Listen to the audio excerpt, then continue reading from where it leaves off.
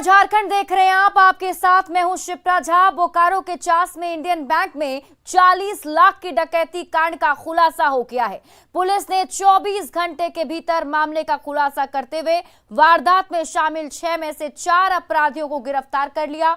अपराधियों के पास से लूटी गई 20,74,000 रुपए, 3 पिस्टल, 1 देसी कट्टा, 17 जिंदा कारतूस बरामद किया गया। साथ ही डकैती में इस्तेमाल किए गए बाइक को भी बरामद कर लिया गया है। गिरफ्तार जितेंद्र सिंह, जो इस लूटकांड का मास्टरमाइंड है, वो बिहार के नालंदा जिले का रहने वाला है। बैंक में डकैती के बाद पुलिस ने एसआईटी का गठन किया था। गिरफ्तार अपराधियों ने घटना को अंजाम देने के एक दिन पहले धनबाद से चास पहुंचकर बैंक में रेकी करने का काम भी किया था। इस अपराध में शामिल 2 अन्य अपराधी अभी भी पुलिस की गिरफ्त से बाहर हैं। इनका कहना है कि इन्होंने 29 के अपराध के लिए एक दिन पहले मतलब 28 जून को थॉरोली रेकी किया।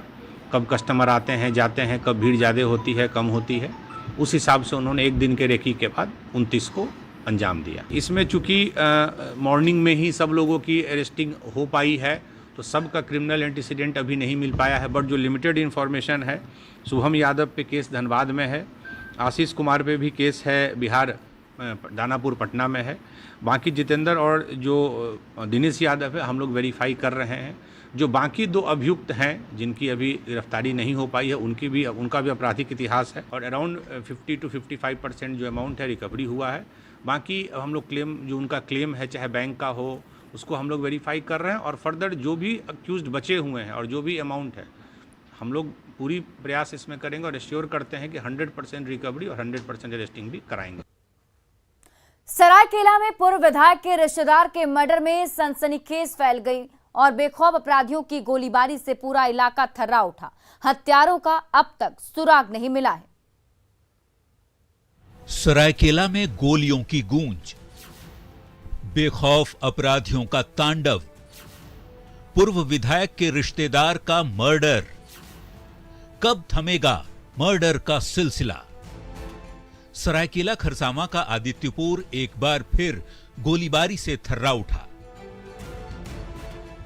सरायकेला की जमीन एक बार फिर रक्त रंजित हो गई। अपराधियों ने सनसनीखेज वारदात को अंजाम देते हुए ईचागढ़ के पूर्व विधायक अरविंद सिंह उर्फ मलखान सिंह के साले कन्हैया सिंह की गोली मारकर हत्या कर दी। बताया जा रहा है कि 3 की संख्या में नकाबपोश अपराधी आए और कन्हैया सिंह के हरिओम नगर रोड नंबर 5 स्थित उनके घर के पास पहुंचे। जैसे ही कन्हैया सिंह ने गाड़ी से उतरकर घर की सीढ़ियों पर चढ़ने की कोशिश की, वैसे ही अपराधियों ने उन पर फायरिंग करनी शुरू कर दी। गोली उनके सिर में मारी गई। इस हत्याकांड से पूरे इलाके में सनसनी फैल गई। साक्षी से घूम के आ रहे थे, भैया को हम सीढ़ी पे चढ़ा दिया, भैया ऊपर गए। पहले से वो अपराधी सब बैठा हुआ था, तो हम लोग सोचे कि कोई फटाका उटाका फूट रहा है, किसी का बर्थडे है। तो जब ऊपर से आदमी उतरा तो देख रहे हैं हाथ में हथियार, चापर, खुखड़ी सब रखा हुआ था, 3-4। लेकिन उसको हम पहचान जाएंगे, अगर मेरे सामने वो आएगा हम पहचान। कन्हैया सिंह को गोली मारने के बाद तीनों बदमाश पैदल ही अलग अलग दिशा में भाग निकले। वारदात की सूचना मिलते ही आदित्यपुर थाने की पुलिस मौके पर पहुंची और मामले की छानबीन में जुट गई, लेकिन अब तक हत्यारों की पहचान नहीं हो पाई है। 3 अज्ञात लोग थे जो भागे थे। वहाँ से चेहरा रखा हुआ था उनका, 2 का हाइट थोड़ा कम था, 1 का थोड़ा मीडियम था। अभी यही है वजह क्या है, क्यों गोली चलाए हैं, ये सब नहीं किया। अभी जैसे आदित्यपुर में केस दर्ज होगा, वहाँ पे जैसे इन्वेस्टिगेशन होगा तो आपको बता पाएंगे। क्या कुछ जानकारी मिल पाया सर उसमें? अभी तक तो प्रथम दृष्टया जो हम देखे हैं तो एक ही दिख रहा है, एक एंट्री एग्जिट में। बाकी पोस्टमार्टम जैसा आएगा तो फिर क्लियर हो पाएगा। आदित्यपुर में मर्डर का सिलसिला थमने का नाम नहीं ले रहा।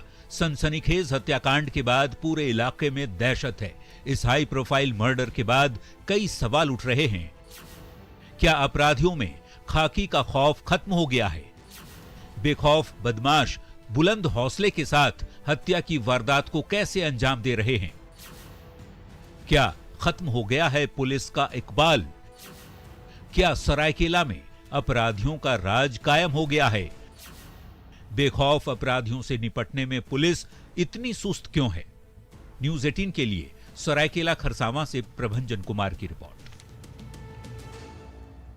साहिबगंज के मंडरो प्रखंड में 10 करोड़ की लागत से बने विश्व स्तरीय फॉसिल्स पार्क का सीएम हेमंत सोरेन ने उद्घाटन किया। बिरबल साहनी इंस्टीट्यूट ऑफ पैलियोबोटनी की देखरेख में 4 साल पहले पार्क का निर्माण शुरू हुआ था। आपको बता दें कि मंडरो और राजमहल की पहाड़ियों में डायनासोर से भी पुराना फॉसिल्स पाया जाता है। उद्घाटन के बाद मुख्यमंत्री ने फॉसिल्स पार्क में थोड़ा समय भी बिताया और पार्क का घूमकर जायजा भी लिया। उस दौरान सीएम ने पार्क में ही म्यूजियम का उद्घाटन किया और ऑडिटोरियम में फॉसिल्स पर बनाए सीडी को भी देखा। इस दौरान डीएफओ ने फॉसिल से जुड़ी जानकारी सीएम को दी।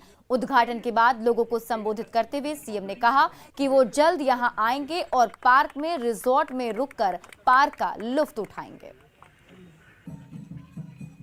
इस धरती का अगर उत्पत्ति हुआ है तो उस उत्पत्ति में मंडरो का भी एक बहुत बड़ा भूमिका है। विशेष रूप से आपके इस फॉसिल पार्क में एक रात्रि विश्राम का प्रोग्राम बनाते हुए यहां ठहरकर पूरी चीजों को जानने का काम करूंगा। सीएम हेमंत सोरेन ने आज साहिबगंज को सौगात दी है। सीएम ने ऐलान किया है कि जल्द ही मिर्जा चौकी से बोआरी जोर की सड़क बनाई जाएगी। उन्होंने कहा कि इस क्षेत्र का जुड़ाव बिहार के साथ भी है और अगली बार जब हम आएंगे तो इस इलाके के लिए ढेरों सौगात लाएंगे। हम लोगों का ये क्षेत्र बहुत ना जाने किन कारणों से बहुत पिछड़ा अलग थलग रहा है और ये हमारा बिहार के सीमावर्ती क्षेत्र से भी जुड़ा हुआ है। इसलिए यहाँ की सारी चीजों को ध्यान में रखते हुए, यहाँ के आवागमन को ध्यान में रखते हुए व्यवस्थाएं की जाएगी। मिर्जा चौकी से बोआरी जोर का जो रोड है इसको बहुत जल्द बनाने का काम किया जाएगा।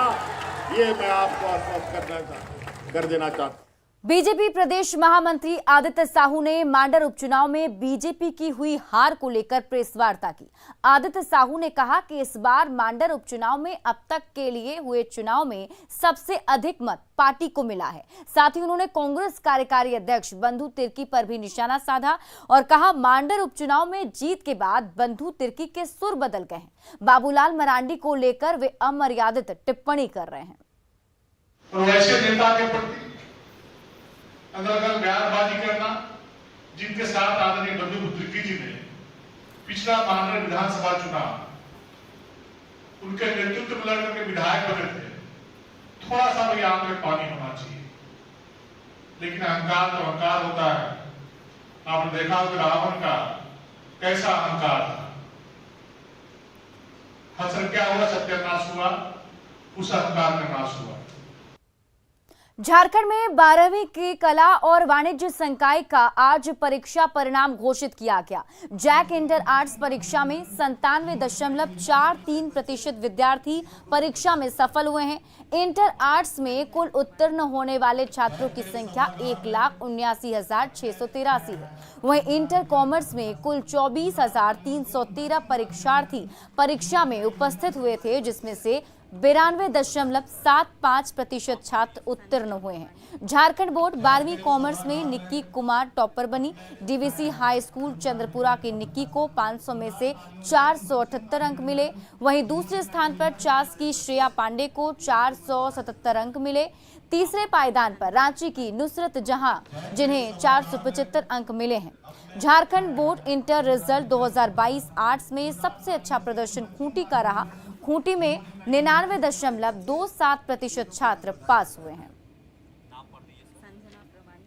और रिजल्ट को जारी करते हुए शिक्षा मंत्री जगन्नाथ महतो ने कहा, यह बहुत ही खुशी की बात है कि बहुत कम समय में 12वीं परीक्षा का परिणाम जारी किया गया। शिक्षा मंत्री ने सफल बच्चों के उज्जवल भविष्य की कामना की।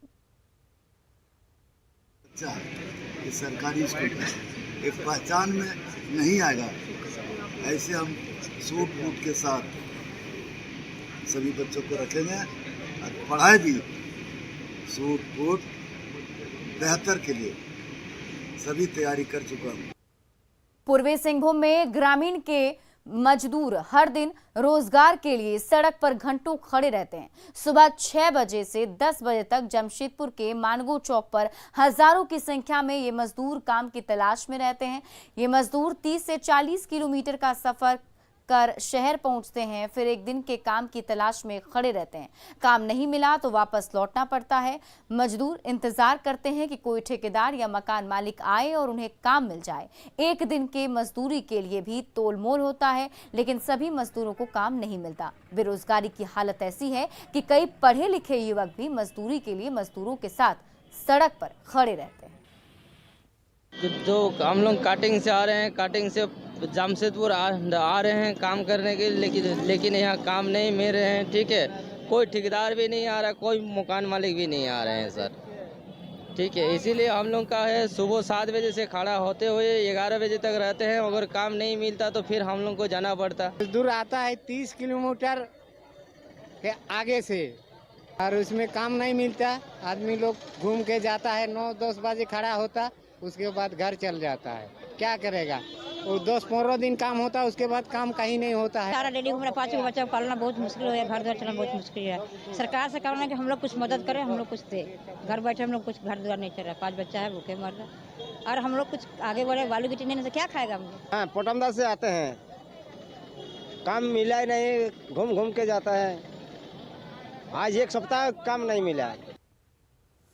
जाको राखे साइयां मार सके ना कोई, ये कहावत जामताड़ा में देखी गई, जहां एक मां ने नवजात बच्ची को जन्म तो दे दिया, लेकिन उसे मरने के लिए छोड़ दिया। लेकिन नवजात बच्ची का बाल भी बांका नहीं हुआ। जब ग्रामीणों की नजर उस पर पड़ी तो ग्रामीणों ने फतेहपुर थाना को इसकी सूचना दी। पुलिस ने घटनास्थल पर पहुंचकर अंगूठिया पुल के पास पहुंचकर नवजात को सामुदायिक स्वास्थ्य केंद्र में इलाज के लिए भर्ती कराया। वहीं फतेहपुर प्रखंड क्षेत्र के ही कुसमा गांव के धर्मेंद्र राणा और उनकी पत्नी संजू देवी को जैसे ही लावारिस बच्ची के बारे में पता चला तो वे बच्ची को अपनाने के लिए अस्पताल पहुंचे। धर्मेंद्र राणा का पहले से 2 पुत्र है, लेकिन बेटी नहीं है। धर्मेंद्र ने कहा कि वो नवजात बच्ची को अपनाने के लिए तैयार हैं। क्योंकि मेरी बेटी नहीं है ना, तो हम बेटी का बहुत ज़रूरी है मेरे लिए। बच्ची जरूरी है। हाँ, बच्ची ज़रूरी है, इसीलिए हम अपनाना चाहते हैं। बच्चों को अच्छे परवरिश। हाँ, अच्छे परवरिश देंगे। बच्चा को अभी हमको दे नहीं रहा है, बोल रहा है कि कोर्ट से देंगे, तो जैसा प्रोसेस है थाना में उस तरह चलना पड़ेगा, और हम लेने के लिए तैयार हैं बच्ची को। पठारी इलाका होने की वजह से गढ़वा ड्राई जोन में आता है। किसानों को आद्रा नक्षत्र में बारिश की उम्मीद थी, लेकिन अभी तक बारिश नहीं हुई। ऐसे में खेतों में बीज नहीं डाले जा सके हैं। किसानों को चिंता है कि अगर बारिश नहीं हुई तो खरीफ फसल की बुआई को छोड़िए, धान के बिचड़े भी तैयार नहीं हो पाएंगे। ऐसे में कृषि वैज्ञानिक ने कम बारिश वाली जगह पर दलहन और मक्का की खेती करने की सलाह दी। वहीं जिला कृषि पदाधिकारी ने किसानों से बारिश के लिए थोड़ा इंतजार करने की अपील की है।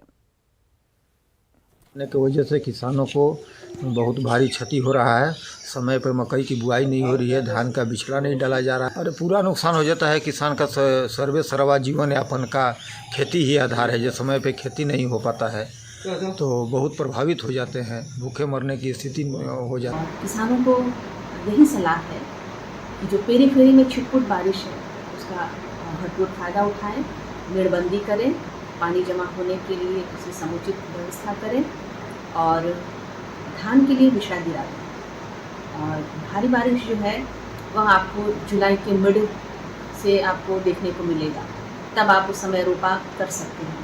किसान भाइयों से मेरा अनुरोध यही होगा कि थोड़ा अभी लोग इंतज़ार करना पड़ेगा, क्योंकि जब तक बरसात नहीं होती है यहाँ, क्योंकि वर्षा पर ही यहाँ पर आधारित खेती है, और बरसात नहीं होती है तब तक हमारे किसान भाइयों की इंतजार करना पड़ेगा।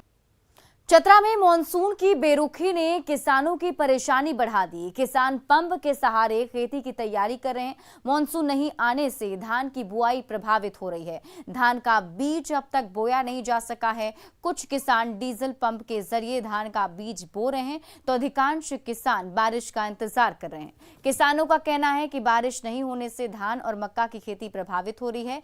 बारिश नहीं होने से किसान मायूस हैं। हम लोग के पास उतना सिंचाई का साधन भी नहीं है, कुआं में पानी भी है तो आधा घंटा से ज़्यादा इंजन चलता नहीं है। लाइट का व्यवस्था वैसे ही खराब है।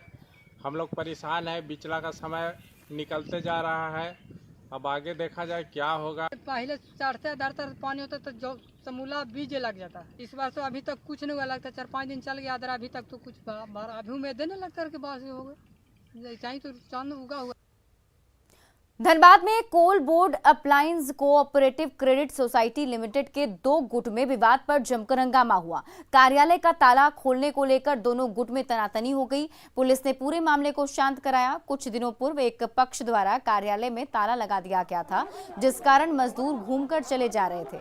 बुधवार को कार्यालय के बाहर कोल बोर्ड कर्मचारी सहयोग समिति के दोनों गुटों के बीच जमकर हंगामा हुआ।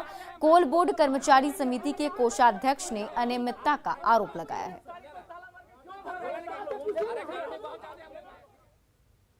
और आइए अब देखते हैं झारखंड 2020।